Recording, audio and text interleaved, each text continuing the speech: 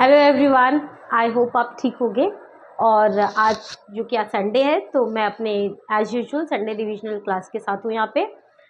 इस क्लास में मैंने थोड़े डिफरेंट चैप्टर्स को आज कवर किया है, ठीक है। और कुछ क्वेश्चंस आप देख रहे हो बोर्ड पे लिखे हुए हैं, वो मैंने पहले ही लिख दिए हैं ताकि मैं बाद में उसे लिखने में थोड़ा सा वेस्ट ना हो। ये 1 वर्ड वाले हैं, 2-3 क्वेश्चंस, ठीक है। फिर उसके बाद थोड़े से हमारे पास एक्सप्लेन करने के लिए क्वेश्चंस हैं, ठीक है। तो वो मैंने नहीं लिखा एक्सप्लेन वाला, अभी ये जो 1 वर्ड वाला है वो मैंने लिख दिया है। So let's start. और मैंने एक पर्सनल कॉपी बना ली आप लोगों के क्वेश्चंस के लिए। ये कॉपी मान लीजिए फर्दर हमें कभी नीड पड़ती है, कोई पीडीएफ हमें बना के देना है कि हमने कौन कौन सा रिवीजन क्वेश्चन बनाया है, so for that I can use it. Okay okay, so now let's start with the first question that is written. Name the enzyme which cuts the DNA molecules into fragments with sticky ends. क्या कह रहा है बेटा कि जो DNA का, तुम biotechnology अब तक तो पढ़ चुके होंगे, है ना। अब तक तो आप लोगों के स्कूल में बायोटेक्नोलॉजी को पढ़ा दिया गया होगा। क्वेश्चन ये कह रहा है कि बायोटेक्नोलॉजी मतलब क्या होता है। बायो मीन्स लिविंग और टेक्नोलॉजी मतलब हम लोग ये कुछ टेक्नोलॉजी का इस्तेमाल करके ये जो लिविंग है, बायो कुछ भी ऐसा लिविंग जेनेटिक मटेरियल कुछ भी हम लोग एक अपने हिसाब से किसी चीज में इंसर्ट करा दे रहे हैं, किसी बॉडी में इंसर्ट करा दे रहे हैं और अपने मन मुताबिक कैरेक्टर उसमें देख रहे हैं, ठीक है। अगर मैं चाहती हूँ कि कोई मन मुताबिक कैरेक्टर उसमें आए तो हम क्या कर रहे हैं, थोड़ा सा जीन्स दूसरे ऑर्गेनिज्म, जैसे मैं चाहती हूँ इसमें ये वाला कोई XYZ कैरेक्टर में देखना चाहती हूँ और ये मैं जीन को कट करके इसमें इंसर्ट करा दे रही हूँ। ये सारी टेक्निक्स बायोटेक्नोलॉजी में हम लोगों को देखने को मिलेगी। आपके अभी तक तो नवंबर चल रहा है, मेरे ख्याल से खत्म हो चुका होगा, ठीक है। नहीं हुआ है तो वेल एंड गुड, हो जाएगा। ओके, सो क्वेश्चन ये है कि ये जो जेनेटिक मटेरियल, जैसे अब मुझे इसके में ये वाला जेनेटिक मटेरियल डालना है तो पूरा उठा के ऐसे थोड़ी डाल दूंगी, इसके डीएनए को मुझे कट करना पड़ेगा ना। तो क्वेश्चन ये पूछ रहा है कि कट करने में कौन सा एंजाइम मदद करता है। तो देखो आप आंसर लिखा हुआ रेस्ट्रिक्शन एंडोन्यूक्लियस। देखो एक होता है रेस्ट्रिक्शन एंजाइम बेटा। रेस्ट्रिक्शन एंजाइम का काम क्या होता है कि वो क्या करता है, वो सीजर की तरह बिहेव करता है, मॉलिक्यूलर सीजर। अगर ये डीएनए है तो ये रेस्ट्रिक्शन एंजाइम क्या करेगा, इसको कट करने में मदद करेगा। अब ये रेस्ट्रिक्शन एंजाइम जो है वो या तो रेस्ट्रिक्शन एंडोन्यूक्लियस हो सकते हैं या तो एक्सोन्यूक्लियस हो सकते हैं। एंडो मीन्स होता है अगर ये अंदर की तरफ डीएनए को कट करते हैं तो ये एंडोन्यूक्लियस है, और अगर ये बाहर की तरफ कट लगाते हैं तो ये एक्सोन्यूक्लियस है। और जब भी मैंने यहाँ पे अलग स्टिकी एंड्स लिखा हुआ है, स्टिकी एंड्स के लिए हमारा एंडोन्यूक्लियस को हम यूज करते हैं। तो क्वेश्चन का आंसर आई होप आपको मिल चुका होगा कि डीएनए फ्रेगमेंट्स को कट करने के लिए कौन से एंजाइम्स का इस्तेमाल करते हैं, रेस्ट्रिक्शन एंजाइम। रेस्ट्रिक्शन एंजाइम कितने प्रकार के, एंडोन्यूक्लियस और एक्सोन्यूक्लियस। देखो एंडोन्यूक्लियस है तो डीएनए इनसे ये कई बीच में ऐसे कट लगाएगा, और एक्सोन्यूक्लियस है तो बाहर की तरफ कट लगाएगा डीएनए फ्रेगमेंट्स के, ठीक है। और ये रेस्ट्रिक्शन एंजाइम्स हैं क्या, मॉलिक्यूलर सीजर है। ओके ओके, फिर है VNTRs क्या होते हैं। देखो फुल फॉर्म तो सबको पता होगा, इसमें कोई डाउट नहीं है, लेकिन है क्या ये basically, variable number of tandem repeats. क्या होते हैं कि कुछ स्पेसिफिक न्यूक्लियोटाइड्स के सीक्वेंस होते हैं जो रिपीट करते हैं हर स्पेसिफिक ऑर्गेनिज्म में, वो होता है उसका variable number of tandem repeats. VNTRs हम सबके साथ पास होंगे। स्पेसिफिक न्यूक्लियोटाइड का सीक्वेंस, न्यूक्लियोटाइड क्या होता है, बहुत सारे न्यूक्लियोटाइड से मिलके तो जेनेटिक में हमारा न्यूक्लिक एसिड बन रहा है, डीएनए बन रहा है, RNA बन रहा है। न्यूक्लियोटाइड के अंदर क्या होता है, न्यूक्लियोटाइड के अंदर शुगर होता है, पेंटोज शुगर है, और हमारा क्या है, नाइट्रोजनस बेस है, राइट, ये फॉस्फेट ग्रुप एडेड है। ये तीनों मिलके न्यूक्लियोटाइड बना रहा है, और न्यूक्लियोटाइड्स के ही मोनोमर्स मिलके क्या बना रहे हैं, न्यूक्लिक एसिड बना रहे हैं। तो ये है क्या हमारा, हमसे VNTRs क्या है, कुछ न्यूक्लियोटाइड्स के रिपीटेड सीक्वेंस हैं जो रिपीट करते हैं हर स्पेसिफिक ऑर्गेनिज्म में। ओके ठीक। The next question is what type of cells were used in cloning Dolly sheep. Dolly sheep आपको पता है क्लोनिंग हुई थी इसकी सबसे पहले, तो कौन से सेल का बेसिकली क्लोनिंग कराया, इसकी कौन सी सेल यूज की गई थी क्लोनिंग के लिए, तो क्या है, मेमरी सेल्स, मतलब मिल्क प्रोड्यूसिंग वाली सेल्स जो है उसके अंदर थी वो, ठीक है। तो ये 1 वर्ड वाला आई गेस ये फिनिश हो गया है। अब मैं एक्सप्लेनेशन की तरफ चल रही हूँ। So I will erase this first.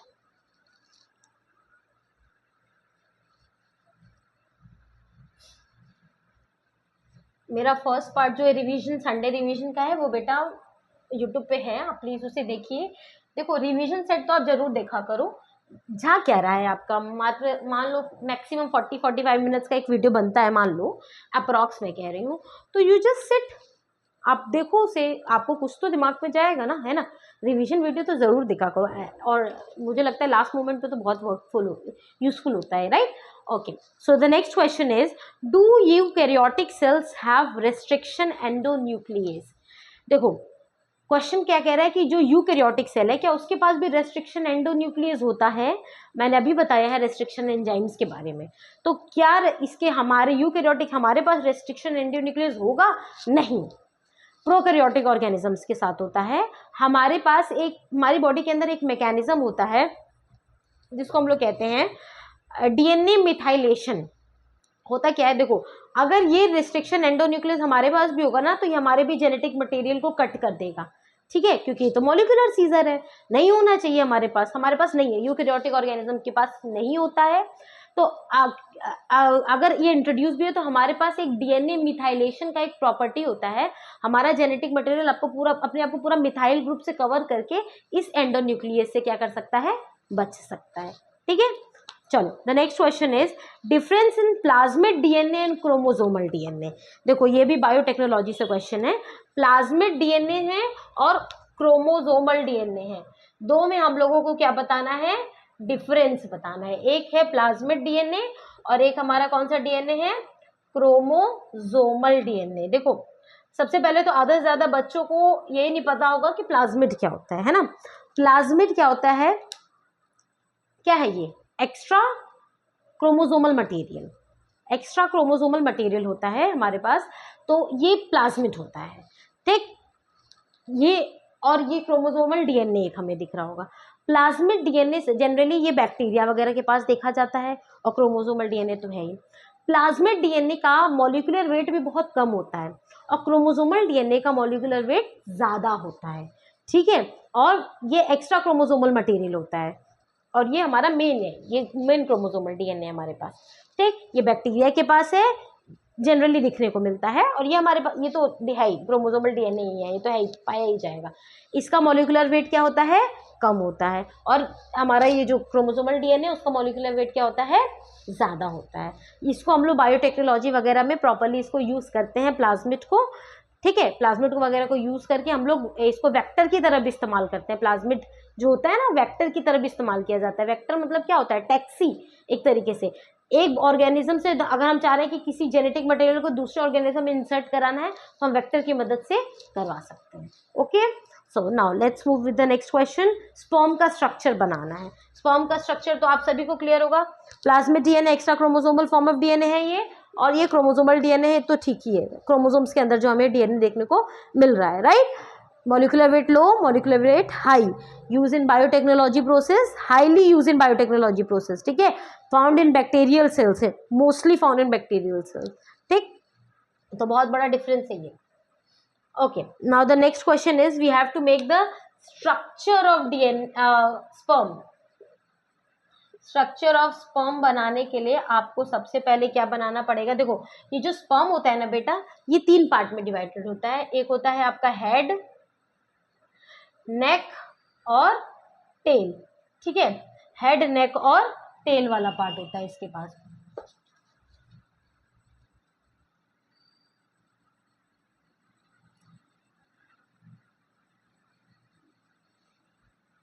बहुत सिंपल सा स्ट्रक्चर होता है इसका, ऐसा कुछ नहीं है। आप नॉर्मली भी बना सकते हो, लेकिन आप क्लास 12th के स्टूडेंट हो तो आपसे एक्सपेक्टेशन भी थोड़ी सी ज़्यादा ही रखी जाएगी।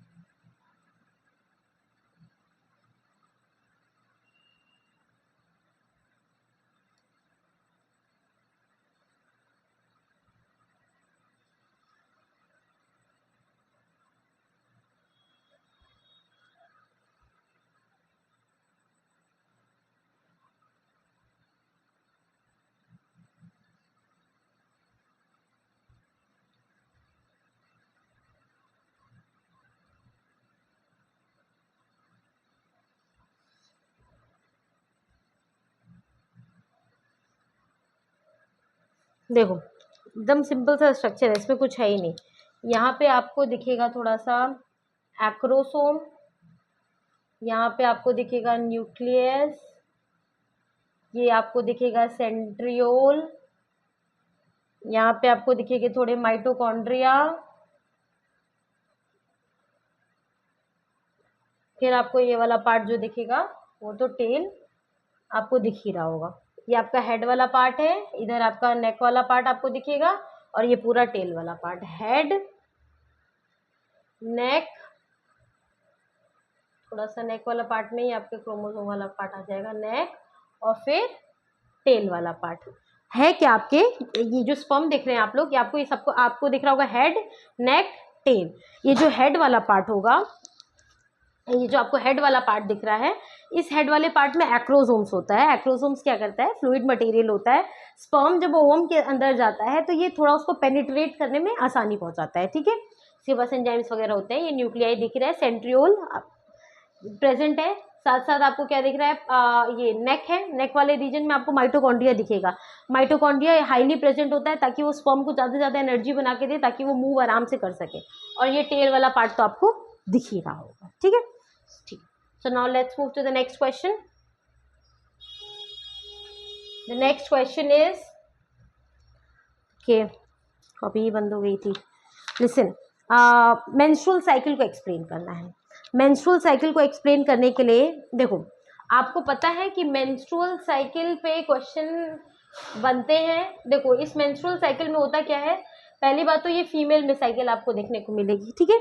फीमेल साइकिल, देखो मेंस्ट्रुअल साइकिल हम लोग, एक होता है प्राइमेट्स और नॉन प्राइमेट्स। तो मेंस्ट्रुअल साइकिल प्राइमेट्स में देखने को मिलेगी, नॉन प्राइमेट्स में ईस्ट्रल साइकिल देखने को मिलती है, ठीक है।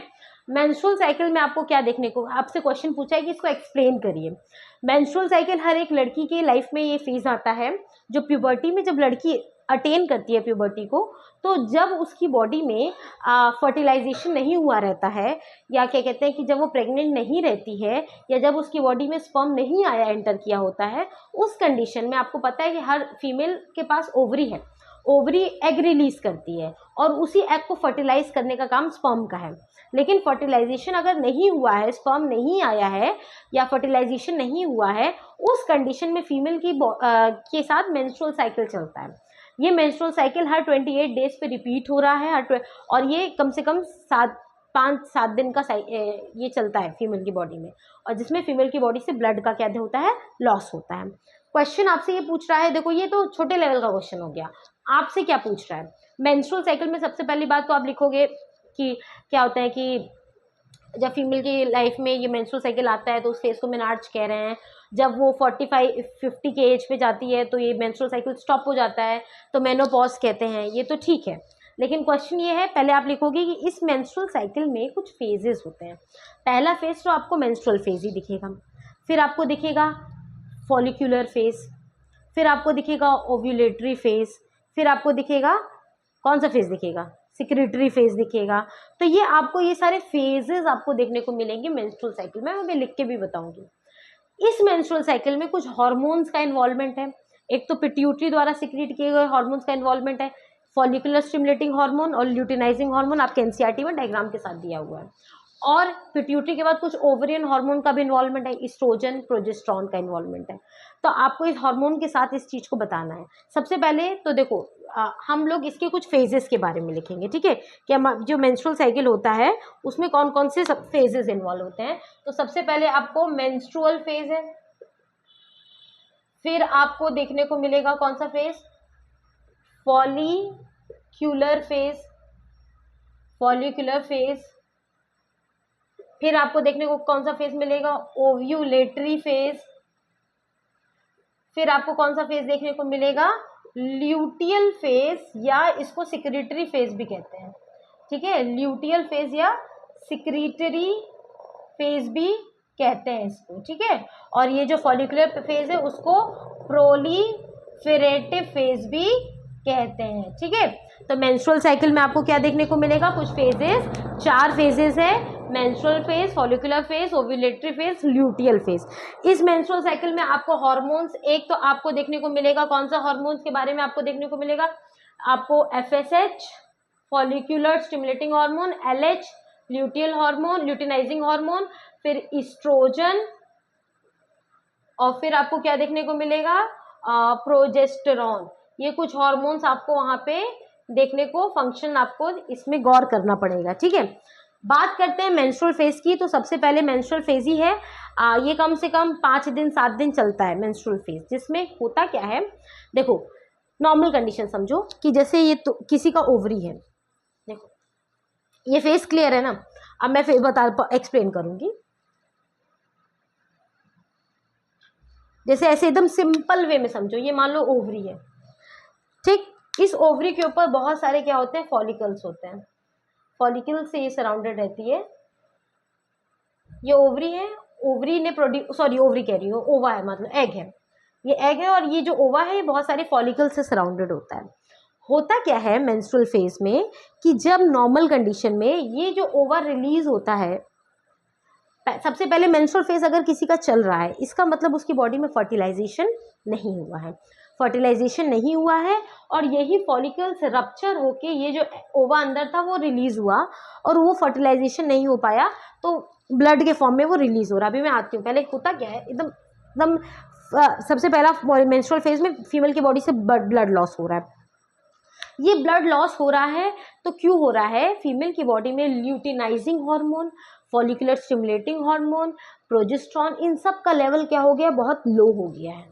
लो होने के कारण ये फॉलिकल्स जो थे, वो जो ये जो ओवा है, ये जो रप्चर हुआ है, ये जो फॉलिकल्स रप्चर होके जो ओवा निकला है, ये ओवा जो अनफर्टिलाइज्ड एग है, और साथ साथ फीमेल का जो यूटरस है, उसकी लाइनिंग मेम्ब्रेन, ये सब ब्लड के फॉर्म में रिलीज हो रही है। ये अभी आपको ऐसे नहीं समझ में आएगा, सबसे पहले हमें शुरू करना ही पड़ेगा इसको। ये तो होता है मेंस्ट्रुअल साइकिल के फेज में। सबसे पहले समझो कि फॉलिकुलर फेज में क्या होता है। फॉलिकुलर फेज में क्या होता है, जैसे कि मान लो कि एक फीमेल का मेंस्ट्रुअल साइकिल खत्म हुआ है अभी, अब क्या हो रहा है कि उसकी ओवरी ने फिर से एग प्रोड्यूस किया, ठीक है, फिर से वो एग रिलीज कर रही है। अब ये फॉलिकुलर फेज में, सबसे पहले फॉलिकुलर फेज में इसके ऊपर क्या करेंगे, ये जो हार्मोन है LH FSH, इसका सिक्रीशन बढ़ेगा, हमारी बॉडी में बढ़ेगा जब इसका सिक्रीशन, तो इस एग के ऊपर ये फॉलिकल्स वगैरह बनने, फॉलिकल्स वगैरह तो है ही इसमें, ये थोड़े थिक हो जाएंगे, ठीक। साथ साथ क्या होगा, ये आपको दिख रहा है यहाँ पे, ये आपके फॉलिकुलर फेज में हो रहा है कि मतलब कि प्रॉपर ये बन रहे हैं, साथ साथ बने हुए हैं, और साथ साथ ग्राफियन फॉलिकल, देखो हमारी बॉडी में ना क्या होता है कि इस एग के ऊपर ना एक फॉलिकल है, टर्शियरी फॉलिकल, प्राइमरी होती है, सेकेंडरी होती है, टर्शियरी फॉलिकल ही ग्राफियन फॉलिकल जो हमारा हो रहा है, यही ग्राफियन फॉलिकल्स अपने आप को थिकन कर रहा है प्रॉपर, ठीक कर रहा है, ठीक। फिर इस फॉलिकुलर फेज के बाद होता क्या है, ओव्यूलेटरी फेज आता है। ओव्यूलेटरी फेज में क्या हो जाता है कि ये जो फॉलिकल है, ये जो ग्राफिन फॉलिकल्स पूरा था, वो रप्चर होता है और ये एग बाहर निकलता है, इसीलिए इस फेज का नाम पड़ता है ओव्यूलेटरी फेज। ओव्यूलेटरी फेज में हमारी बॉडी से ओवम जो होते हैं वो रिलीज हो रहे हैं, ठीक है।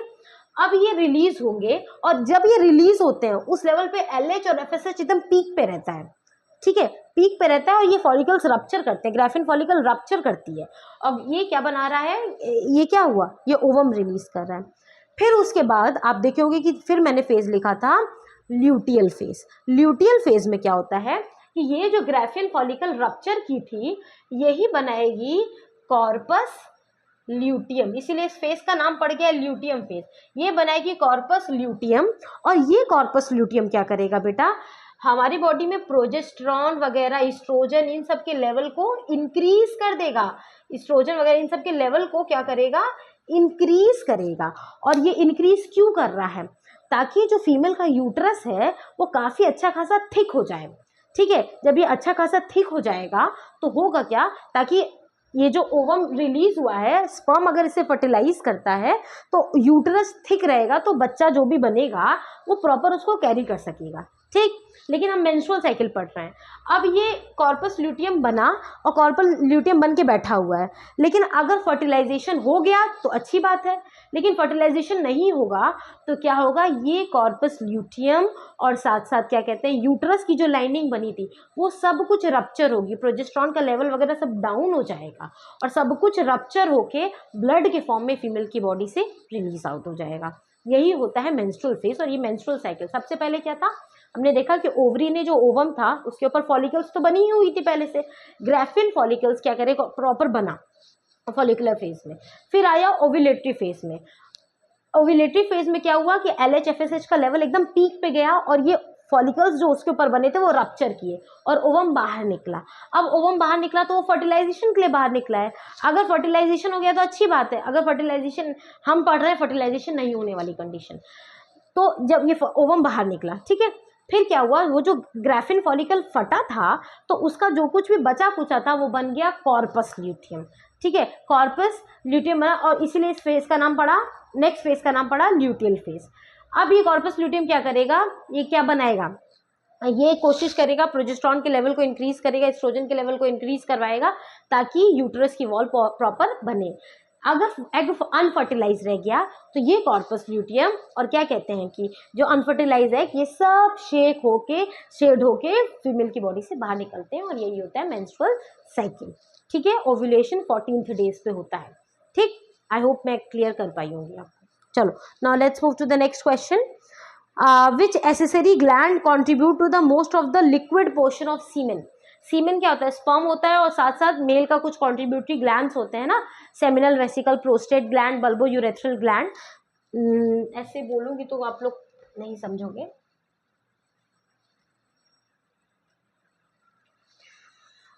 अच्छा, मेंस्ट्रुअल साइकिल को ये वो फ्लो चार्ट में देख लो, फॉलिकल्स थे, ग्राफिन फॉलिकल बना, ठीक, फिर उसके बाद ये जो एग अंदर था ओवम था वो रप्चर हुआ और साथ साथ इसके ऊपर ये ग्राफिन फॉलिकल्स आपको दिख रहे होंगे, है ना। अब फिर ये ग्राफिन फॉलिकल्स जो रप्चर हुए वो बनाएंगे कॉर्पस। नेक्स्ट फेज की बात करें, ये तो ओवम ऐसे, ये ओवम रिलीज हो गया, ये ओवम ऐसे रिलीज हो गया और ये बनाया कॉर्पस ल्यूटियम। अब ये कॉर्पस ल्यूटियम क्या करेगा, प्रोजेस्टेरॉन के और एस्ट्रोजन के लेवल को क्या करेगा, बढ़ाएगा और ये क्या करेगा, प्रेगनेंसी को सपोर्ट करेगा। लेकिन अगर अनफर्टिलाइज एग रह गया तो यही कॉर्पस ल्यूटियम वगैरह और ये अनफर्टिलाइज्ड एग और यूट्रस की वॉल सब ब्रेक करके ब्लड के फॉर्म में फीमेल की बॉडी से बाहर। ओके, सो मैं क्या डिस्कस करने जा रही थी, हाँ मैं बता रही थी कि आपको जो स्पर्म तो टेस्टिस ने बनाया, क्वेश्चन हमारा क्या था कि स्पर्म में सबसे ज़्यादा कौन सा ग्लैंड, सीमेन जो बनता है उसमें सबसे ज़्यादा ग्लैंड कौन सा कंट्रीब्यूट करते हैं। तो उससे पहले समझो सीमेन क्या है, स्पर्म है और कुछ एसेसरी ग्लैंड्स होती हैं, एसेसरी ग्लैंड्स होती हैं, ये ग्लैंड्स पूरा स्पर्म के साथ मिल के सीमेन बनती हैं, ये मिल के सीमेन बनती हैं। होता क्या है बेटा कि स्पर्म को ये ग्लैंड्स की ज़रूरत इसलिए होती है ताकि स्पर्म को न्यूट्रिशन मिल सके, वो आराम से मूव कर सके, फ्लूइडिटी मिल सके, ल्यूब्रिकेशन मिल सके, ठीक है। 3 ग्लैंड्स होती हैं इसमें, एक होता है आपका प्रोस्टेट ग्लैंड, एक होता है सेमिनल वेसिकल ग्लैंड और एक होता है आपका कूपर्स ग्लैंड, ठीक है, या bulbo urethral gland. Cooper's gland होता क्या है, या इसको बल्बो यूरेथ्रल लिख दो, बल्बो यूरेथ्रल ग्लैंड होता क्या है कि क्वेश्चन पूछ रहा है कि कौन सा ग्लैंड सबसे ज़्यादा सीमेन बनाने में कंट्रीब्यूट करता है, तो आंसर तो सेमिनल वेसिकल है, सबसे ज़्यादा सेमिनल वेसिकल ही कंट्रीब्यूशन देता है। क्यों, देखो ये सब मिलके ग्लैंड्स क्या करते हैं, स्पर्म की जो पीएच होता है उसको बेसिक करते हैं। क्यों बेसिक करते हैं, क्योंकि फीमेल के वजाइना का जो इन्वायरमेंट होता है वो एसिडिक होता है, तो स्पर्म बेसिक रहेगा तभी चीज़ें न्यूट्रल हो पाएंगी। फ्लूइडिटी प्रोवाइड करता है, उसको ल्यूब्रिकेट करता है, मूव करने में हेल्प करता है, नरिशमेंट प्रोवाइड करता है। और क्वेश्चन हमारा क्या था कि ये जो सीमेन है उसमें सबसे ज़्यादा कौन सा ग्लैंड कंट्रीब्यूट करता है, तो आंसर है आपका seminal vesicle. Understood? Okay, now done with this question also.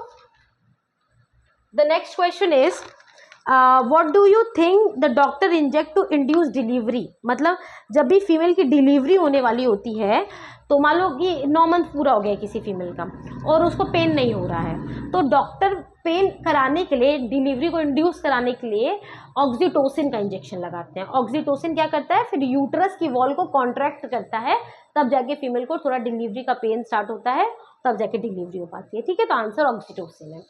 Okay, so next question is what is एटाविज्म। एटाविज्म आपके वो वाले क्वेश्चन चैप्टर से आपका इवोल्यूशन वाला क्वेश्चन चैप्टर का है। एटाविज्म क्या होता है, जब जैसे मान लो कि इवोल्यूशन हुआ हमारा हम लोग इवॉल्व हुए तो नया कैरेक्टर आया, पुराना कैरेक्टर खत्म होता गया। एटाविज्म रिवर्स हो जाता है। अगर रिवर्स क्या हो गया, मतलब कि हम इवॉल्व होकर नए नए कैरेक्टर हुए, अचानक से कोई पुराना कैरेक्टर जो जा चुका है वो हमें दिख गया, ये एटाविज्म होता है। ठीक है, इसमें जैसे एग्जांपल हो गया, जैसे हमारे पास जैसे पहले टेल हुआ करती थी, इवोल्यूशन हुआ तब हमारी टेल ये हटने लगी। टेल बोन अभी भी हमारे पास है, लेकिन टेल तो ऐसे विजिबल नहीं है। मान लो किसी इंडिविजुअल में टेल दिखने लगी, तो ये तो इवोल्यूटरी करेक्टर था ना, जो अभी नहीं दिख रहा है, लेकिन अचानक से हमें दिखने लगा, तो this is called as atavism. ठीक है, चलो, so the next question is recombinant DNA technology. Recombinant DNA technology हम लोगों को बताना है कि होता, मतलब इसके प्रोसेस क्या होते हैं। मैं इस क्वेश्चन को डिस्कस करती हूँ। सबसे पहले देखो इसमें है क्या, रिकॉम्बिनेंट बनाना है। रिकॉम्बिनेंट मतलब क्या होता है? रिकॉम्बिनेंट मतलब होता है किसी दो चीज को कंबाइन करके तुमने बनाया, रिकॉम्बिनेंट डीएनए टेक्नोलॉजी। इसमें हम लोग क्या करते हैं कि किसी भी डिजायर्ड जीन को, डिजायर्ड मतलब हमारे इच्छा अनुसार के जीन को किसी इंडिविजुअल में इंसर्ट कराते हैं। जैसे मैंने कहा था ना कि जैसे मैं चाहती हूँ कि इसमें कोई XYZ कैरेक्टर दिखे, तो मैं ये वाला डीएनए काट के, ये वाला जीन काट के इसके में अगर इंसर्ट कर दूँ और इसकी बॉडी इसको एक्सेप्ट करके मल्टीप्लाई करने लगे, तो मुझे इसके में ये वाला कैरेक्टर दिख सकता है। तो हमें रिकॉम्बिनेंट डीएनए टेक्नोलॉजी का पूरा स्टेप दिखाना है। ठीक, ये बहुत काम की चीज़ है बेटा। IVF जो हो रहा है आजकल, ये सारी चीज़ें, ये सब रिकॉम्बिनेंट का ही पार्ट है। ठीक है, सो वो इसमें करना क्या है, सबसे पहले जैसे मान लो कि तुम चाहते हो कि ये कोई डीएनए का फ्रेगमेंट है। अब तुम इस डीएनए के फ्रेगमेंट को चाहते हो कि इस डीएनए फ्रेगमेंट को, ये डिजायर्ड डीएनए फ्रेगमेंट है जो तुम चाहते हो कि किसी इंडिविजुअल में तुम्हें दिखे, तो तुम ये पहले, सबसे पहले ये हो गया, ये फॉरेन डीएनए हो गया। फॉरेन डीएनए मतलब दूसरे बॉडी का डीएनए। ठीक, और एक चीज इसको तुम समझो, इसको समझने के लिए प्लाज्मिड, प्लाज्मिड मैंने आपको बताया था कि ये वेक्टर डीएनए को कैरी करेगा। वेक्टर डीएनए, वेक्टर क्या होता है, मतलब होता है जीन टैक्सी, जो दूसरी की जीन को टैक्स, जैसे मैंने बोला कि मुझे इसके घर जाना है, मैं इसके थ्रू अगर इसके घर पहुंच गई तो ये वेक्टर है, मतलब ये टैक्सी की तरह बिहेव कर रहा है। ठीक है, तो सबसे पहले आपको ये एक प्लाज्मिड वेक्टर होगा, इस तरीके से समझो, ये प्लाज्मिड है। ठीक है, ये प्लाज्मिड क्या करेगा, इस वाले फॉरेन डीएनए को अगर मैं इसमें इंसर्ट कर दूं तो ये, और जैसे इसको मुझे इंसर्ट कराना है और मैं चाहती हूँ इस वाले, ये इकोलाई है, मैं चाहती हूँ इसके में ये दिखे, इसके में ये करेक्ट इंसर्ट में करा दूँ, तो मैं ऐसे डायरेक्टली नहीं इंसर्ट करा पाऊंगी, मुझे किसी का सहारे के थ्रू इसे इंसर्ट कराना पड़ेगा। तो मैं इस फॉरेन डीएनए को इस प्लाज्मिड में इंसर्ट कराऊंगी और फिर मैं इसको इसके अंदर डाल सकती हूँ। ठीक है, तो सबसे पहले मुझे किसी इंडिविजुअल से ये डीएनए पहले निकालना पड़ेगा। ये डिजायर्ड डीएनए मैं चाहती हूँ, तो मुझे इसको निकालना पड़ेगा। इसको निकालने के लिए हम लोग सबसे पहले आइसोलेट करेंगे जेनेटिक मटेरियल को। ठीक है, आइसोलेट करने के बाद आपको पता है कि ये अब ऐसे तो नहीं कर देंगे, इसको स्मॉल स्मॉल पीसेस में हमें काटना पड़ेगा, इस पूरे फ्रेगमेंट्स को। और ये काटने का काम कौन करेगा, रेस्ट्रिक्शन एंजाइम करेगा। इस रेस्ट्रिक्शन एंजाइम ने इसको स्मॉल स्मॉल पीस से काट दिया। अब मुझे इसको इसमें इंसर्ट कराना है, तो कटिंग इसमें भी तो होनी चाहिए। तो मान लो मैंने रेस्ट्रिक्शन एंजाइम से यहाँ पे भी कटिंग करा दी। एक चीज ध्यान रखिएगा, जो रेस्ट्रिक्शन एंजाइम इसको कट करेगा वही रेस्ट्रिक्शन एंजाइम इसको भी कट करेगा। अब मैंने यहाँ पे कट कराने के बाद इसको यहाँ पे ऐसे जोड़ दिया लाइगेज वगैरह की मदद से। अब ये क्या बन गया, रिकॉम्बिनेंट बन गया। अब मैं इसको क्या करूंगी, इसके बॉडी में ट्रांसफर कर दूंगी, तो ये हो जाएगा ट्रांसफॉर्मेशन। देखो, और ये क्या है, एक तरीके से जैसे, तो ये हो गया हमारा ये, तो इसके पास तो अपना जेनेटिक ये तो है ही इसका। ओके,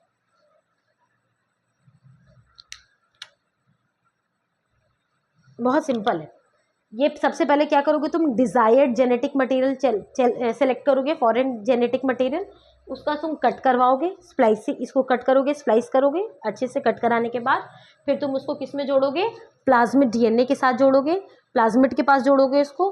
प्लाज्मिड के पास जोड़ने के बाद इस प्लाज्मिड को हम लोग इसमें फिर ट्रांसफ़र कर देंगे।